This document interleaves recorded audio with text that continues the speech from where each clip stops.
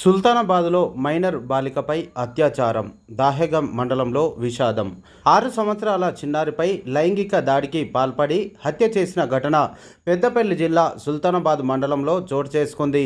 ఆసిఫాబాద్ జిల్లా దాహెగం మండలానికి చెందిన ఓ వ్యక్తి సుల్తానాబాద్ మండలంలోని ఓ రైస్ మిల్లులో కూలీగా పనిచేస్తున్నాడు. గురువారం రాత్రి సమయంలో పాపతో నిద్రిస్తుండగా రైస్ మిల్లో హమాలీగా పనిచేస్తున్న మధ్యప్రదేశ్కు చెందిన యువకుడు మైనర్ బాలిక నిద్రిస్తుండగా ఎత్తుకెళ్లి అత్యాచారం చేసి హత్యకు పాల్పడి పారిపోతుండడంతో స్థానికులు వెంటనే పోలీసులకు సమాచారం అందించారు. పోలీసులు రాత్రంతా గాలించి నిందితుడిని పట్టుకొని సుల్తానాబాద్ పోలీస్ స్టేషన్కు తరలించినట్లు సమాచారం. నిందితుడు మైనర్ బాలికను ఎత్తుకువెళ్లిన దృశ్యాలు సీసీటీవీలో రికార్డు అయ్యాయి. మైనర్ బాలిక మృతి చెందడంతో దాహెగం మండలంలో విషాద ఛాయలు అలుముకున్నాయి.